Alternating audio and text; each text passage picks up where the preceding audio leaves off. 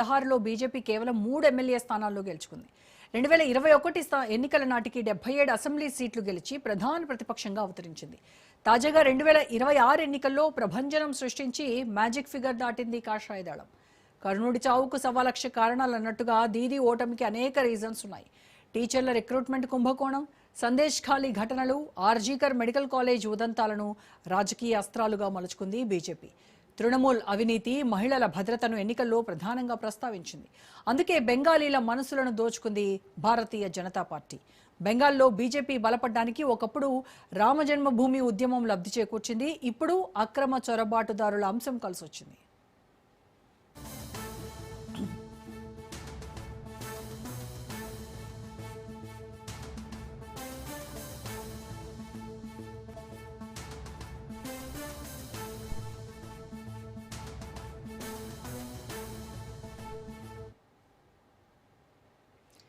తృణమూల్ కాంగ్రెస్ అంటే గిట్టని వర్గాలను తమ వైపు తిప్పుకోవడం, హిందుత్వ ఎజెండా, ప్రభుత్వ వైఫల్యాలను ప్రస్తావించడంతో బీజేపీ విజయఢంకా మోగించింది. మొత్తానికి సెంట్రల్లో బీజేపీ గవర్నమెంట్, స్టేట్లోనూ బీజేపీ సర్కార్. దేశవ్యాప్తంగా కొనసాగుతున్న పొలిటికల్ ట్రెండ్ ఇది. అటు కేంద్రంలోనూ ఇటు రాష్ట్రంలోనూ ఒకే పార్టీకి ఓట్లేస్తున్నారు ప్రజలు. కమలం జాబితాలో బెంగాల్ చేరింది. రైట్, ఇదే అంశానికి సంబంధించి పూర్తి విశ్లేషణ అందించడానికి మనతో జాయిన్ అవుతున్నారు సీనియర్ రాజకీయ విశ్లేషకులు డాక్టర్ అంది సత్యం గారు. సత్యం గారు నమస్కారం సార్. నమస్తే.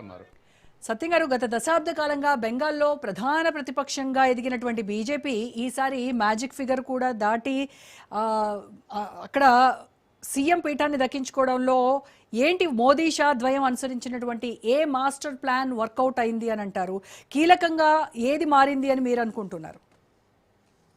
భౌతికంగా కావాల్సిన గ్రౌండ్ అమిత్ షాకు, మోడీకి గ్రౌండ్ దొరికింది. అంటే ఫిజికల్ కండిషన్స్ వారికి సపోర్టింగ్గా దొరికాయి. అంటే ఏమిటంటే అసలు ముందు తృణమూల్ కాంగ్రెస్ గెలవగానే దాదాపు 30-40% గ్రామాల నుంచి ప్రజలు నెల్లగొట్టింది దౌర్జన్యాలతోటి. ఆ దౌర్జన్యం భరించలేక లెఫ్ట్ ఫ్రంట్ ఓటర్ల క్యాడర్ మొత్తం కూడా సెంట్రల్ గవర్నమెంట్లో ఉన్నటువంటి బీజేపీ ఆదుకుంటుందని చెప్పేసి బీజేపీకి షిఫ్ట్ అయ్యారు. అలా షిఫ్ట్ అయినటువంటి క్రమం రెండోసారి మరింత రివెంజ్ఫుల్ యాటిట్యూడ్ తోటి 30% ఓటింగ్ ఓడిపోయిన తర్వాత కూడా లెఫ్ట్ ఫ్రంట్కి 30% ఓటింగ్ వచ్చింది. రెండవసారికి 3% పడిపోయింది. ఆ ఓటింగ్ మొత్తం కూడా బీజేపీకి షిఫ్ట్ అయింది. కాబట్టి తృణమూల దాడుల నుంచి తట్టుకోవడానికి రక్షిస్తుంది బీజేపీ అనేటువంటి ఉద్దేశంతో మొత్తం ఓటింగు తర్వాత క్యాడర్ షిఫ్ట్ అయ్యారు. అప్పటి నుంచి బీజేపీ వర్సెస్ తృణమూలు రాజకీయాలు నడుస్తున్నాయి బెంగాల్లో. ఆ తర్వాత బీజేపీ అధికారంలో రాకపోయినా పోయినసారి మళ్ళీ తృణమూలు గెలిచి దరిదాపు గ్రామీణ ప్రాంతాల్లో అటు లెఫ్ట్ ఓటర్ల మీద ఇటు బీజేపీ ఓటర్ల మీద దాడులు జరుగుతుండటంతో ఈ దౌర్జన్యం తట్టుకోలేక దరిదాపు బెంగాల్ రూరల్ ఏరియాలో Trinamool voters versus all party voters ఒక అండర్స్టాండింగ్లో ఉన్నారు. ఎవరు గెలిస్తే తృణమూల్ అభ్యర్థి మీద ఎవరు గెలిస్తే వాళ్ళకు ఓటు వేయాలంటే వైఖరిలో ఉన్నారు. అటువంటి ఒక ఫిజికల్ గ్రౌండ్ తయారై ఉన్నది. తర్వాత అట్లాగే రెండవది ఇండస్ట్రియలైజేషన్ ఆగిపోయింది. తను ఇండస్ట్రియలైజేషన్ బుద్ధదేవ్ భట్టాచార్య ఇండస్ట్రియలైజేషన్ చేయడం లేదని ఆరోపించి అధికారంలోకి వచ్చిన తర్వాత తను కూడా పెద్దగా ఇండస్ట్రియలైజేషన్ పాల్పడదేం లేదు. 91 తర్వాత యూత్ ఎంప్లాయ్మెంట్ కోసం చూస్తుంది. అది గవర్నమెంట్ అయినా ప్రైవేట్ అయినా. ఇండస్ట్రియలైజేషన్ లేకుంటే ఎంప్లాయ్మెంట్ సాధ్యం కాదు. కాబట్టి ఇవాళ అన్ఎంప్లాయ్మెంట్ అనేది ప్రతి రాష్ట్రంలో ప్రభుత్వాన్ని ఓడించడంలో ప్రధాన పాత్ర వహిస్తుంది. తెలంగాణలో ఆ ఇష్యూ, అరడజన్ ఇష్యూల అన్ఎంప్లాయ్మెంట్ కూడా ఒక ఇష్యూ ఇక్కడ బీఆర్ఎస్ ఓడిపోవటంలో. కాబట్టి ప్రతి చోట కేరళ కూడా దాని ఇంపాక్ట్ ఉంది. అందుకని ఇలాంటి పరిస్థితుల్లో బెంగాల్లో నిరుద్యోగ సమస్య, తృణమూలు దౌర్జన్యం ఇవన్నీ ఒక ఫిజికల్ గ్రౌండ్ తయారైతే బీజేపీ అవకాశాన్ని సృష్టించుకున్నది ఏమిటంటే సర్ అనేటువంటిది అమలు చేయటం ద్వారా 91 లక్షల మందిని డిలీట్ చేశారు.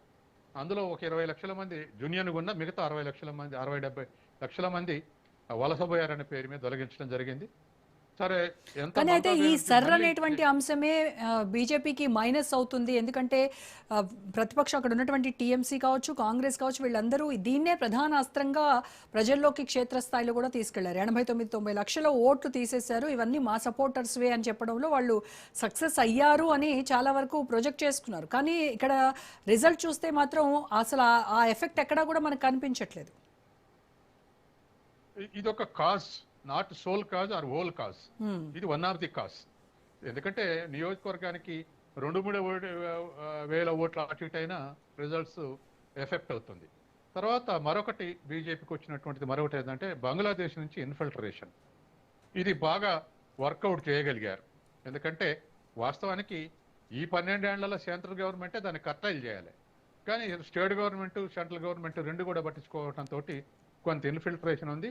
కానీ అందరూ కాంతిశికులు గారు. ఎందుకంటే పాకిస్తాన్కి వ్యతిరేకంగా మనం యుద్ధం చేసి బంగ్లాదేశ్ను విముక్తి చేసినాడు. పాకిస్తాన్ సైన్యం ఊచకోతలకు వస్తుంటే బంగ్లాదేశ్ నుంచి దాదాపు 1 కోటి మంది శరణార్థులు వచ్చారు.